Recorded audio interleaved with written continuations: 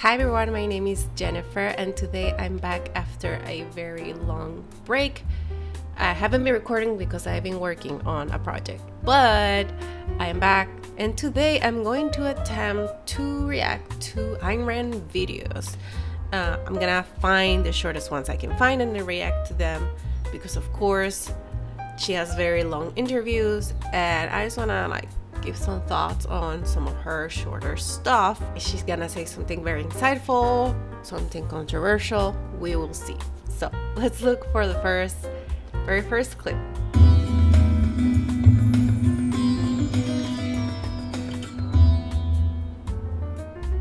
Can I ask you to capsulize your philosophy? What is Randism? First of all, I do not call it Randism, and I don't like that name. I call it Objectivism. All right. Meaning a philosophy based on objective reality. Now let me explain it as briefly as I can. First, my philosophy is based on the concept. I mean, it's super interesting that she just knows how to explain it right away.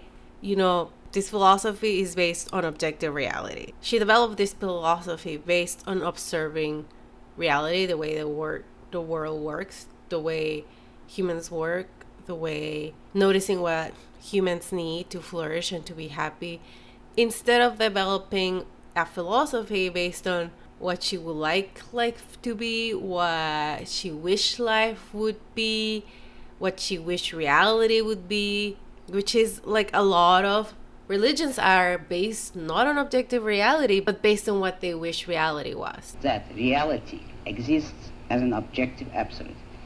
That man's mind, reason, is his means of perceiving it. And that man needs a rational morality. I am primarily the creator of a new code of morality which has so far been believed impossible, namely a morality not based on faith.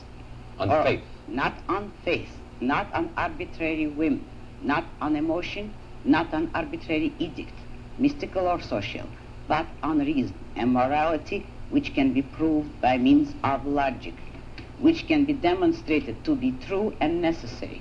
All right. Now, may I define what my morality is? All right. Because this is merely an introduction. My morality...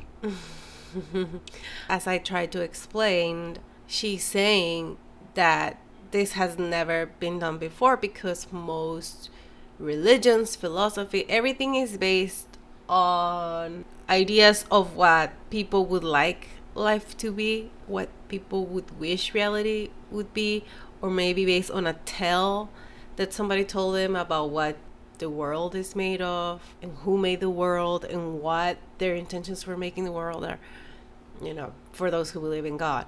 And then therefore they base their morality on that belief that there's this God that created life for some specific reasons. But if you don't take that into account, those unsupported beliefs, and you just create a morality based on observing reality, this system of morality is going to look very different than a system of morality created on faith, like she said. Is based on man's life as a standard of value. And since man's mind is his basic means of survival, I hold that if man wants to live on earth and to live as a human being, he has to hold reason as an absolute, by which I mean that he has to hold reason as his only guide to action. So Objectivism, her philosophy, puts man's life as a standard of value, as above everything else. That's what, for every person, that's what we should really care about, and that's what should base our decisions. How do we further our lives? Unlike religions and other philosophies that say man's life is not the standard of value. The standard of value is the belief in God, basically, or multiple gods, or in some more secular philosophies, they don't have a God as a standard of value, but they'll have the collective as a whole as a standard of value. So they subordinate the life of the individual to the collective, right? And Ayn Rand's philosophy is radical because it puts the individual first, not God, not the collective, the individual.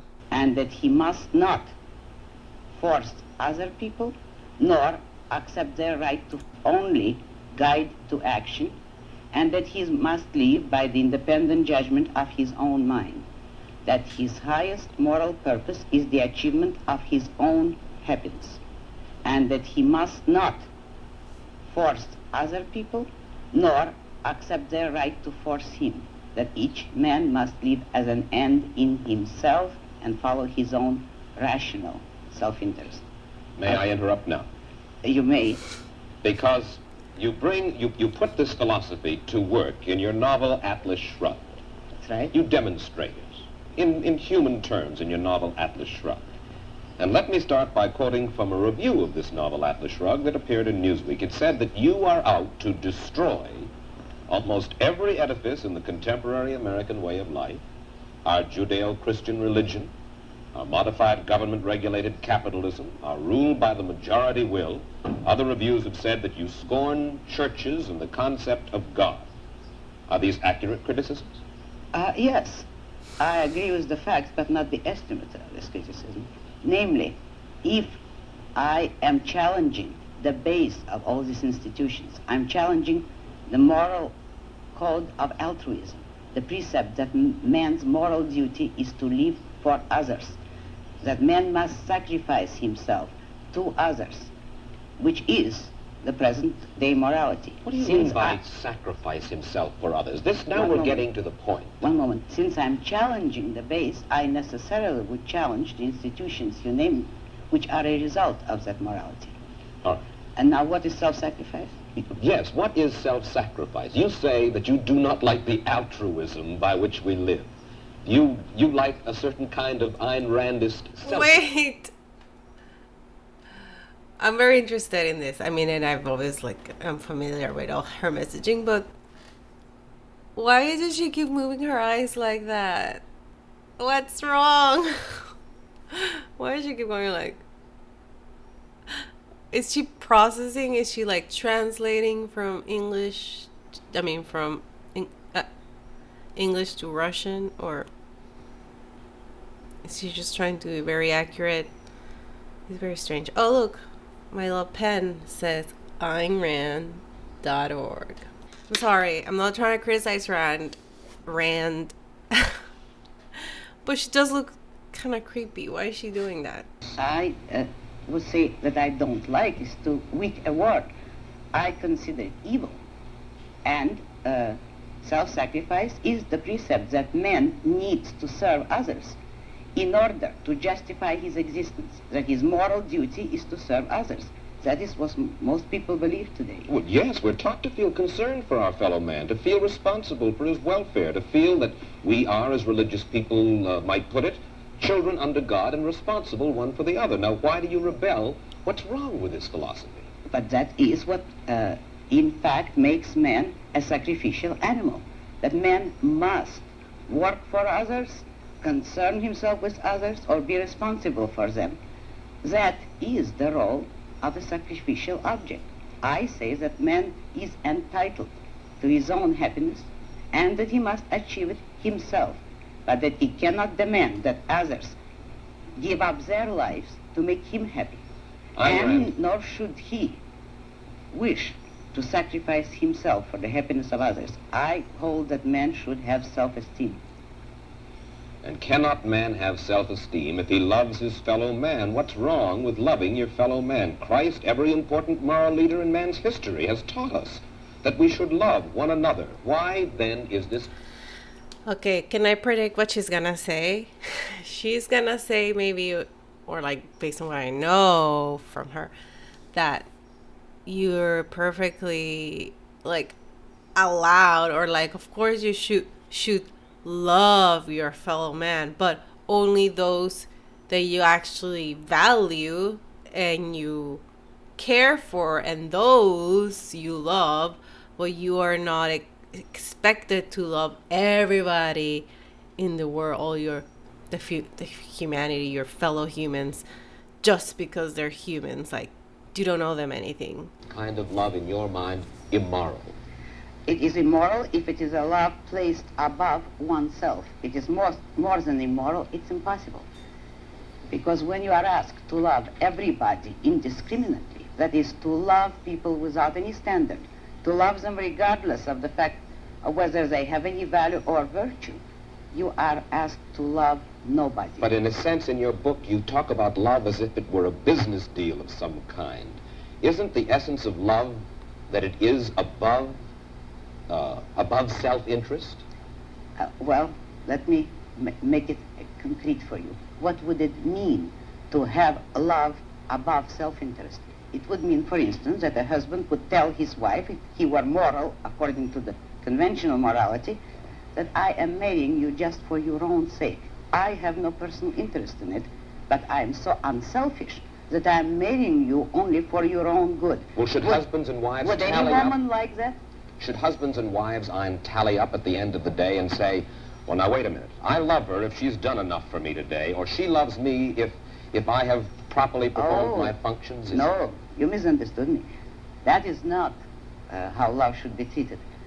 I agree with you that it should be treated like a business deal, but every business has to have its own terms, and It's so funny because this guy, he perfectly exemplifies what most people who actually pay attention to what Ayn Rand's saying but don't agree with her, like, that's their attitude. They understand surface level what she's talking about, but they don't really get it. And so he's a perfect example of how most people see Ayn Rand's philosophy like.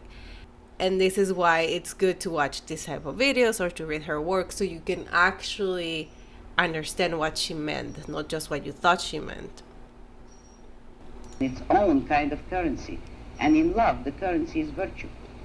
You love people not for what you do for them or what they do for you. You love them for the values, the virtues which they have achieved in their own character. You don't love causelessly. You don't love everybody indiscriminately. You love only those who deserve it.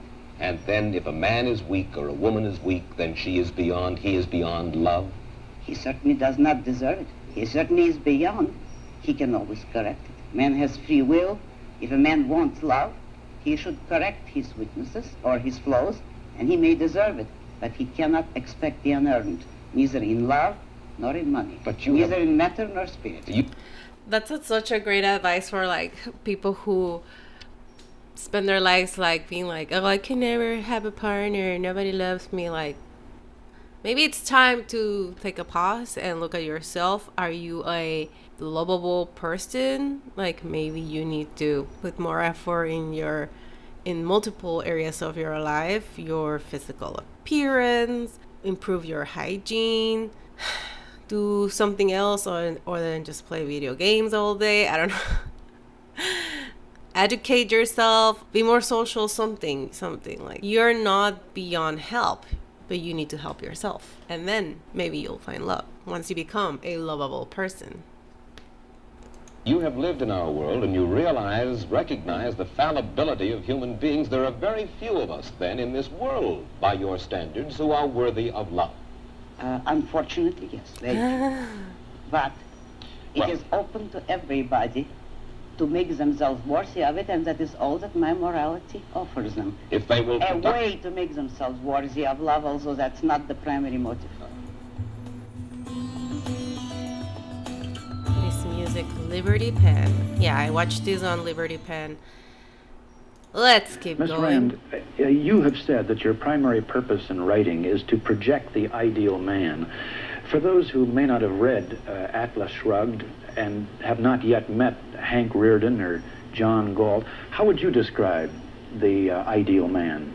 Well, it took me about 700,000 words in Atlas Shrugged to describe him, so it's impossible to give a description, but I could tell you only the essential characteristics. Above everything else, a rational man. A rational man. Rational man. A man guided exclusively by reason, an independent man, and a man of great self-esteem. Mm-hmm. I would name these three as distinguishing characteristics, the essential ones of what I regard as an ideal man. Mm-hmm. So a rational man then would depend upon nothing except his own reason for determining his actions. Exactly. No belief in or no belief in anything he couldn't see or touch. That isn't exactly Not- the not definition quite. of reason. Yes, Certainly no belief as faith. No faith in anything. But reason is the faculty which identifies and integrates the material provided by your senses. So you don't smell or touch with your reason. Yes, of course. That's the material which your reason integrates into concepts. And certainly an ideal man would never permit himself to act on the guidance of emotions or to act without knowing exactly what he's doing. If he's guided by reason, this will be the first two consequences. He will always know what... Here's like an important thing that she said. She said that man, like a rational man wouldn't, and the ideal man wouldn't let himself be guided by emotions. But that's something that we need to clarify, because a lot of people criticize Rand's philosophy because of this, because they say it's too... When you say just follow your reason, but you have like strong emotions about anything, like, are you just supposed to ignore that? Like, most people believe that like emotions are a tool to let you know how you feel about the subject. So if you are speaking with someone and then you feel hurt, then that means like this person's not, like, this conversation, then this person's not good for you, right? So what I just want to clarify is that when Ayn Rand says a rational man wouldn't act on emotions, I believe she means just not on emotions alone. So let's say if you are having a conversation with someone and they say something hurtful, you wouldn't lash out immediately. You just have to take a small pause and be like, is this emotional response that I'm having appropriate? Like, am I actually being hurt by this person, or am I having an inappropriate emotional response? Am I misinterpreting what they're saying? You know, you do have to bring a little bit of thought into the way you respond when you feel strong emotions. So there should always be thinking involved when you feel strong emotions. Look into the emotions, see where they're stemming from, basically. Maybe you're completely justified in feeling that way, or maybe you realize that you should have a different reaction. He is doing and why, and he will not act blindly, and he would not act because he felt like it. To my ideal man and to me, this is one of the worst, most immoral actions that anyone can permit himself to say, I did it because I felt like it. It's quite all right to feel, but feelings are not tools of cognition. They are not guides to reality, and you keep your feelings to yourself. Feelings are the consequences of thought and action, not the primaries, Well, if not the guides. if I didn't do it because I felt like it, why did I do it? I did it because... Because you felt, now you see how bad language is, Right. because you concluded consciously that this is the right thing to do, right for whichever goal you're undertaking. You decide what you want rationally, and you choose rationally what steps you will take to pursue that goal. So that if you take a given action, you do it because you think it is right. Although one thing I have to say about that is that, but one thing I have to say about all of this that she said about emotions is that we do have to be careful with not overanalyzing our emotions. Like, we have emotions for a reason. They are important guides, and yes, you should, not jump into conclusions and not act on whims, but you should also not ignore them. If you are feeling a certain strong emotion, like, especially if it's a negative emotion, don't just ignore it and saying like, I shouldn't follow my emotions, I should follow my reason. Like, no, pay attention to that emotion. Like, it's there for a reason. Maybe it's the wrong reason, but it's still worth looking into it. And then, of course, this gets a little bit more complicated if you're in the heat of a moment of like an argument, or you have to make a a choice in a very small time frame, like you don't have time to sit down and be like, where is this emotion coming from?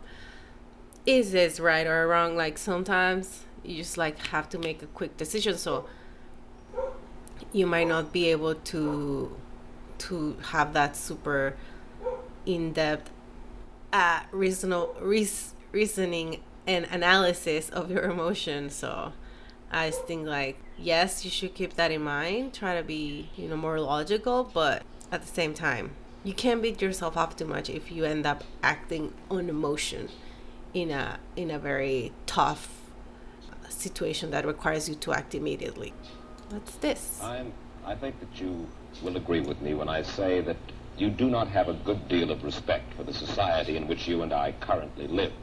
You think that we're going downhill fairly fast. Now, I would like you to think about this question, and you'll have a minute intermission to ponder it, and then come back and answer it. Do you predict dictatorship and economic disaster for the United States if we continue on our present course? Do you? And we'll get Ayn Rand's answer in just a moment. I like how he tells her, take a minute to think about it, when she obviously already has the answer because she's Ayn Rand. And now back to our story. All right, Ayn Rand, what I'd like to know is this. Since you describe it as happening in your novel Atlas Shrugged, do you actually predict dictatorship and economic disaster for the United States? If the present collectivist trend continues, if the present anti-reason philosophy continues, yes, that is the way the country is going. But I do not believe in historical determinism, and I do not believe that people have to go that way. Men have the free will to choose and to think. If they change their thinking, we do not have to go into dictatorship. Yes, but how can you expect to reverse this trend when, as we've said, the country is run by majority rule through ballot, and that majority seems to prefer to vote for this modified welfare state? Oh, I don't believe that. You know as well as I do that the majority today has no choice. What do you mean? The majority has never been offered a choice between controls and freedom. How do you account for the fact that an almost overwhelming majority of the people who are regarded as our leading intellectuals and our leading industrialists, the men whom you seem to admire the most, the men with the muscle and the money, favor the modified capitalism that we have today? Because it is an intellectual issue. Since they all believe in collectivism, they do favor it. But the majority of the people has never been given a choice. You know that both parties today are for... So, yeah, I mean, when she's saying, like, the majority of people haven't been given a choice, I think it goes beyond just being given a choice politically. It also means just culturally. Most people haven't been exposed to an alternative set of principles or morality or philosophy that disagrees with the commonly accepted morality of altruism and collectivism. So if they were exposed to a different, more individualistic philosophy, hey, they might choose it, like, for example, if Ayn Rand's philosophy of objectivism was more widely known, maybe there would be a more individualist society in the United States or in the world. For socialism, in effect, for controls, and there is no party. There are no voices to offer an actual pro-capitalist, let's say fair, economic freedom and individualism. That is what this country needs today. Isn't it possible that we all believe in it because we are all basically lonely people and we all understand that we are basically our brother's keepers? You couldn't say that you really understand it because there is no way in which you could justify it. Nobody has ever given a reason why men should be their brother's keepers, and you've had every example, and you see the examples around you of men perishing by the attempt to be their brother's keepers. You've written that the concept of God is morally evil. Why? I didn't say it's morally evil. Oh. Not in those words. I said it's false. False. I said it's a fantasy, it doesn't exist. I would say... I think she's going to elaborate, but she may have not have said that, religion is morally evil, but I think you can say that it has evil consequences when people really take it to heart, right? Some people who take some passages of the Bible or the Quran or whatever religious text very seriously, they'll go and try to perform that in the world, and that has terrible evil consequences, those people who try to control women, and because the religious text says so, and if the women don't comply, they'll stone them to death. That's when it has evil consequences. Say religion can be very dangerous psychoepistemologically in regard to the working of a man's mind. And that faith is dangerous because a man who permits himself to exempt some aspect of reality from reason and to believe in a God, even though he knows he has no reason to believe in a God, there is no evidence of a God's existence, that is the danger. Psychologically, that man is not going to be rational or will have a terrible conflict. It's wrong in that way. However, let me say, I certainly recognize anyone's right to have any religion they want to. Their legal right. Morally or philosophically, that's a different issue. For many people, religion is a way of explaining. Yeah, what you said again, when you allow yourself any exemptions from, when you exempt reality in any way because a religious text is telling you to, then that gives you leeway to do anything, including evil things, in the name of religion, which is why so many people are murdered or hurt in the name of religion. Explaining the mysteries of life, the unknown things. Do you recognize no mysteries? I don't believe that lack of knowledge is a license to start inventing fantasies. Man certainly is not omniscient, and I believe he should stay within that which he knows, act on his knowledge, and constantly try to expand his knowledge. It's not necessary to be omniscient. I don't think there are mysteries. It's a wrong term. There are a great many things which man doesn't know, and that's what the progress of science's knowledge is for, to learn more and more, but not to invent explanation for what you do not know. Mr. Rand, you're an atheist. Were you always an atheist? Did you grow up with religious training at all, or? No, I had practically no religious training. My parents formally had a religion, but fortunately didn't impose it on me in any serious way. And I was about 13 when I decided I'm an atheist, and that was that.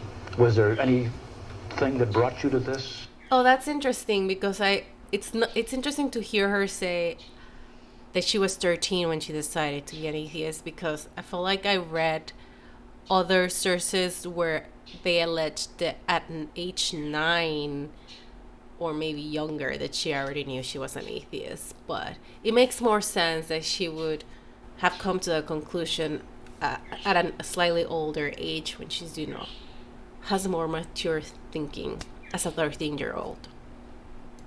No, just simply thinking on the subject.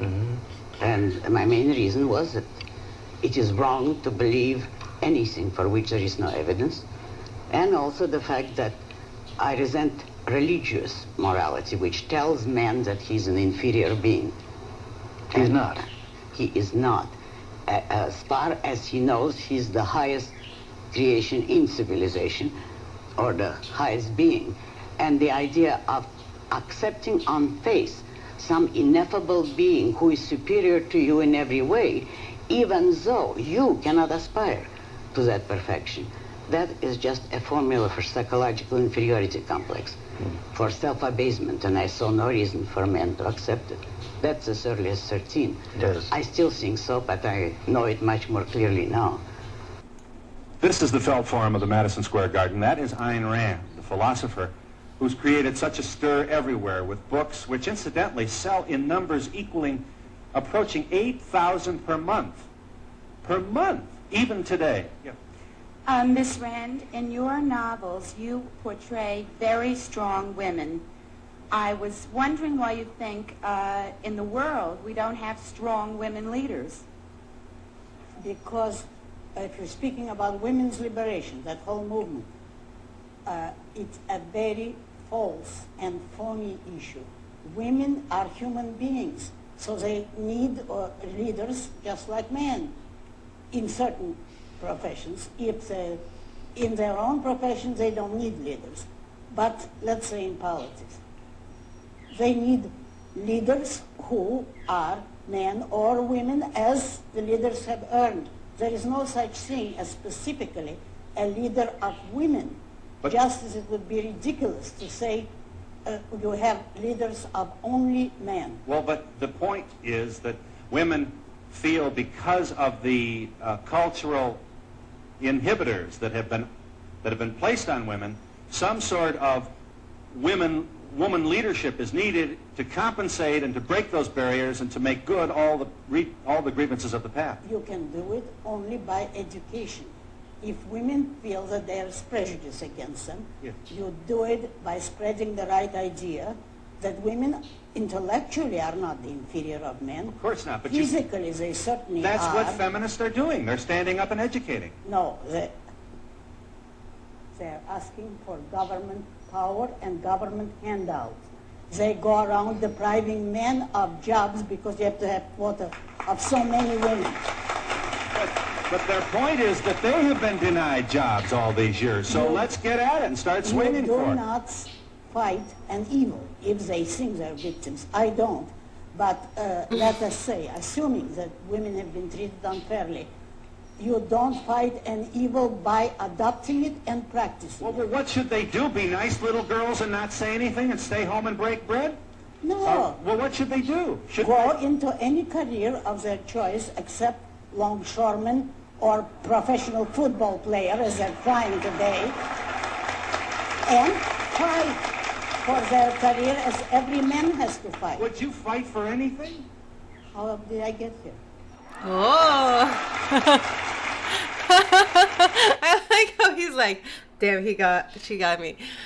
But that's interesting when, like, I get what he's trying to tell Ayn Rand. Like, he's trying to convey that the grievances of women at that time, they're maybe fed up because they think they have been denied equal employment opportunities, right? And that's what he's trying to tell Rand. But Rand, what she opposes is not women wanting to work or having those opportunities. What she opposes is having those opportunities created artificially by government interference, because of course she opposes any type of government interference, which is, evil, because once the government interferes to create those artificial work opportunities, they're not letting the market decide. It's the government deciding, and therefore when the government's deciding, they'll, like she said, quash other candidates that are also competing for those jobs. They won't even have the opportunity to compete because, like, oh, this position is going to be automatically given to a woman, right? So the men who might also be qualified and might want to compete will be not even included, as not even considered. So that's why I think Rand opposes that, and she's trying to she's making it clear, like, it is not impossible and it is not that hard to achieve your career dreams, as long as you're actually working for them and not just sitting around. Like, how the hell did she achieve that, becoming a bestseller whose books were selling by the 80,000s per month at that time? I'm disappointed, though, that here we have all this, you don't deny that there have been grievances. You don't deny sexism. You don't deny prejudice against women. I deny all that except unequal wages. there have been. You're telling me you think jobs. women have had the same opportunities, that they haven't been given blinders by a culture that said they should be a nurse instead of a doctor? No. That they should be long-suffering and nurturing instead of a composer? Not in this country. If you're talking about Europe, it might be different. Here, you can get anything regardless of your sex, because all you have to do is show your ability. And if someone is prejudiced and doesn't hire you, the intelligent employer will. So, again, like, I get why he's like going over it again. He's like, do you really not believe that women have these advantages? There's sexism, blah, blah, blah, blah. I think Ayn Rand doesn't see it as those things exist, like, as a real threat, because they're just, like, let's use the example that he said, like, women have been led to believe that they should be homemakers instead of following a career. That's just a cultural idea. There wasn't any one single person responsible trying to enforce that. Nobody went to the government and say, all right, let's make sure women only get to stay at the home.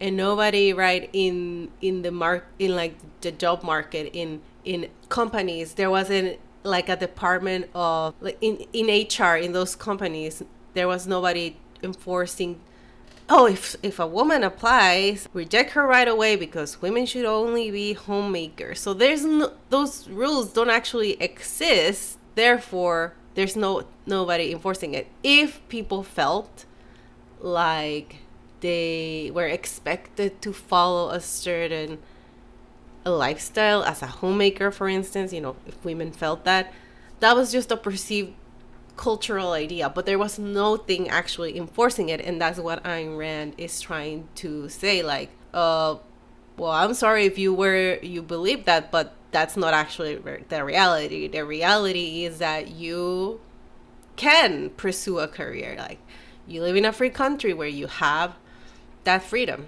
Anyways, that was it for this video. I just, since I haven't been here in a while, I was like, what's something I can make today that, it's not gonna be super complicated.